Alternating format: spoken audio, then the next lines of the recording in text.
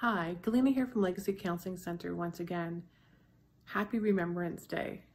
Today, when I sit with remembering and some of those who we've lost, I sit with the idea of individuals that I've lost because of addictions and their fight against what addiction looks like in their lives. So I just want to sit with the idea of addictions. What does it mean? And what does it mean for me if I have an addiction? So first of all, let's define what an addiction is. In one definition, it talks about addiction as a disease, and it involves continual use of a substance despite the serious consequences related to that use. It could be loss of control of their use. It could be health problems. It could be negative social consequences. And that's just a simple definition, but I want to sort of make it broader. Addictions can also, it's not just about a substance, but it can also be about a behavior that's out of control, that has negative consequences in your life. Both of these types of addictions, the chemical, the substance addiction, and the behavioral addiction, they cause different changes in the brain and how it functions. And that's why we consider it a disease. So I believe that it involves compulsion, cravings, control, and consequences. And today you might be sitting with that chemical addiction to opiates or to drugs or alcohol. But you also might be sitting with a gambling addiction or a internet gaming addiction. And how can you know that you might be sitting with that? So here's just a quick screening that may open your eyes to maybe there's a problem here. It's usually used for alcohol addiction, but we're going to sort of make it a little bit broader and sit with these 4 questions. So the first question that I ask someone who's maybe thinking, maybe I have a problem with gambling or a problem with eating too much, that can be behavioral addiction. The first question I ask is, have you ever felt like you should cut back or cut down from that use or cut down from that behavior or change that behavior?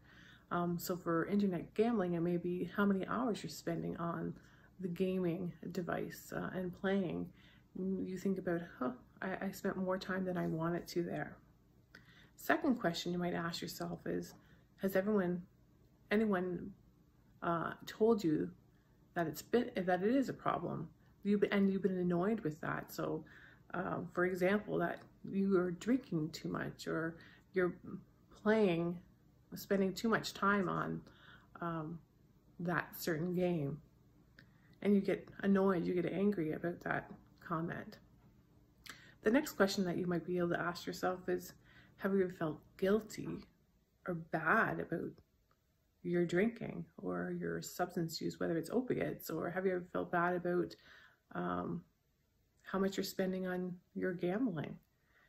And that could be a sign that there's a problem here with addictions.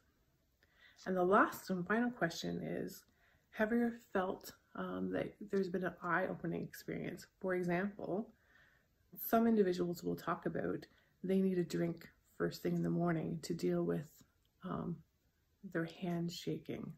And that was something that wasn't happening before. For someone who may be struggling with gambling, it may be, oh, I spent that money that I was saving for Christmas and I didn't want to do that. So that could be an eye-opening experience for them. So what do we do if we've answered some yes to these questions? And one thing I would say is reach out to a counselor, reach out to a friend, and let them know that you're thinking about there might be a problem here for you, and you want some support, and you want some understanding of how you can get on that road to recovery, as many individuals will say. We understand that in that first definition we gave you, that addiction is a disease, and like diabetes, it needs to be cared for, and we have to do certain things to manage it. If your doctor tells you that you have diabetes, he'll ask you to change your diet He'll ask you to take certain medications. He may even go as far as you need to start taking an injection and monitoring your blood sugar on a daily basis, or perhaps even an hourly basis. It needs to be managed. So like addictions, because it's a disease, it's changing your brain chemistry. It needs to be managed also so that you can have a good fight against addiction and be able to manage the way it needs to be managed. And this will take good coping skills and learning about what that addiction is doing negatively, how is it negatively impacting you. And you're reaching out for support, of course. And hopefully this information that you've received today will sort of lead you to that road of asking for help and reaching out. And hopefully it was helpful. Thank you for listening.